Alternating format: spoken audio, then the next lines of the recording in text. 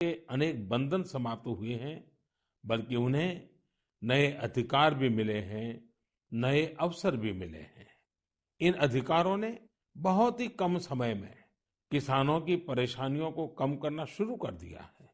महाराष्ट्र के धुले जिले के किसान जितेंद्र भोईजी ने नए कृषि कानूनों का इस्तेमाल कैसे किया, ये आपको भी जानना चाहिए।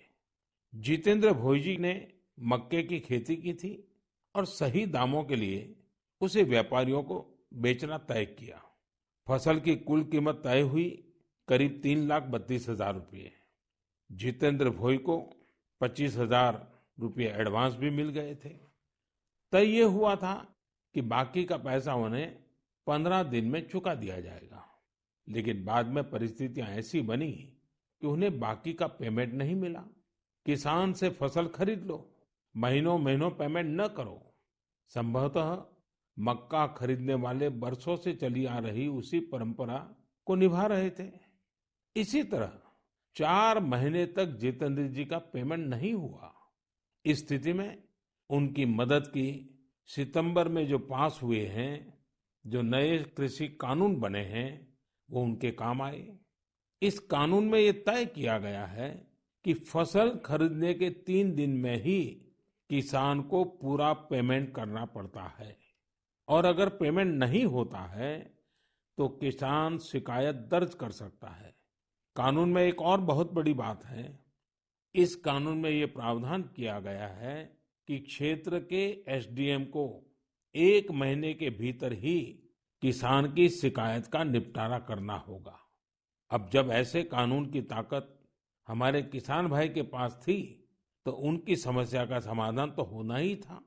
उन्होंने शिकायत की और चंद ही दिन में उनका बकाया चुका दिया गया। यानी कि कानून की सही और पूरी जानकारी ही जितेंद्र जी की ताकत बनी।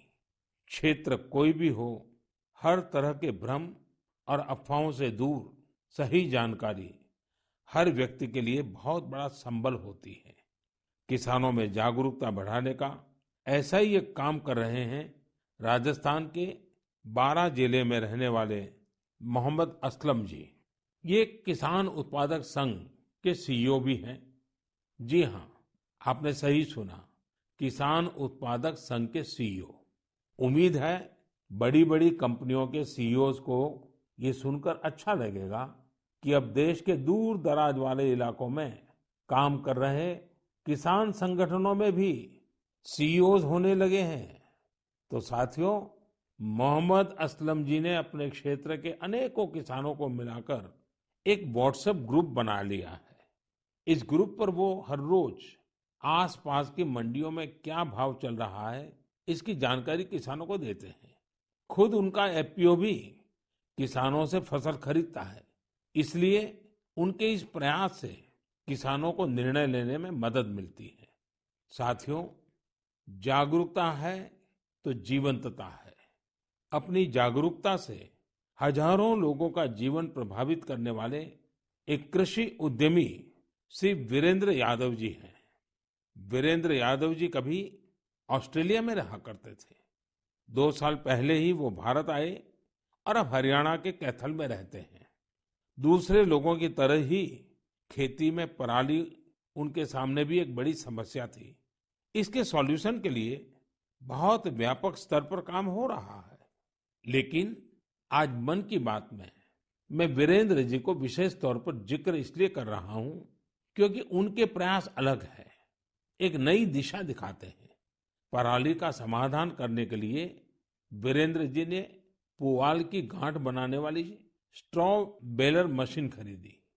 इसके लिए उन्हें कृषि विभाग से आर्थिक मदद भी मिली। इस मशीन से उन्होंने पराली के गट्ठे बनाना शुरू कर दिया।